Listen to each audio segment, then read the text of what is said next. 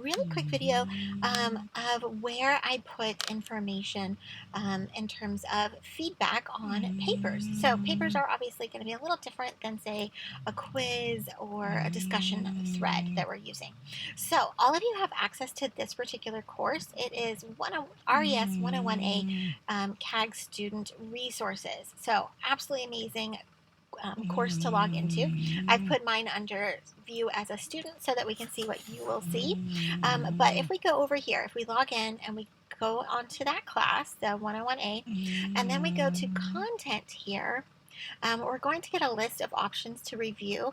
And I'm certain, like me, you've been watching all of these videos and covering all of these, and you're like, okay, I think I got that. I think I got that. There's just a lot of pieces. So I just wanted to make a sort of a pointed video about one specific thing.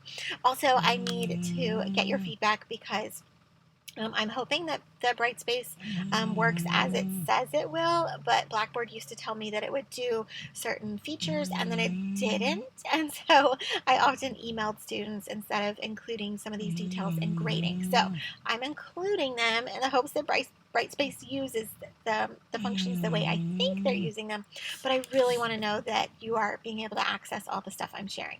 So we go to that course, we go to content, and then the second tab is Brightspace tutorials. And we're going to scroll on down to kind of the middle bottom, viewing your grades and class progress. So when we click on that, we're going to get a video. I've opened it up to the section I want. Over here, what we have around 1 minute in, about 50 seconds in, is a section showing us, let's see if I can get it in a little bit better. I don't want to like take the whole screen, but I do want to see it sort of larger. Maybe that will work. I'm trying to get it to where we can sort of see it a little bit better. But anyway, as you can see with the screen that I've stopped it at, it shows the different assignments, and then it shows the number grade and the letter grade and all that good stuff. And it has a little section with some feedback. And a lot of times, yes, I'm going to have feedback there as well.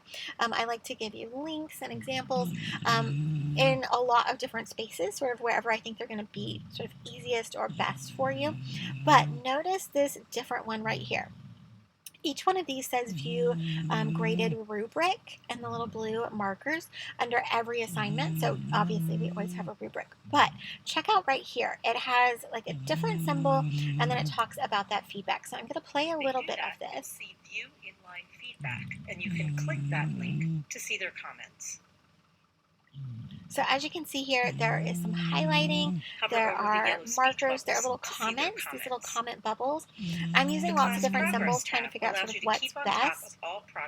But I want you watching for that so that you go into that document and actually see what's there.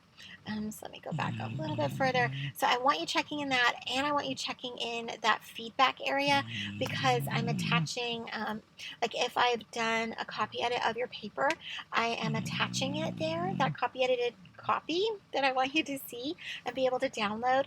And if I've done a video of me doing that, I'm also attaching it there. So watch for all of those different elements. And then if you're not seeing things or that it's like very simplistic and there's not much offered, then please reach out to me to make sure that we are both seeing all of the same parts.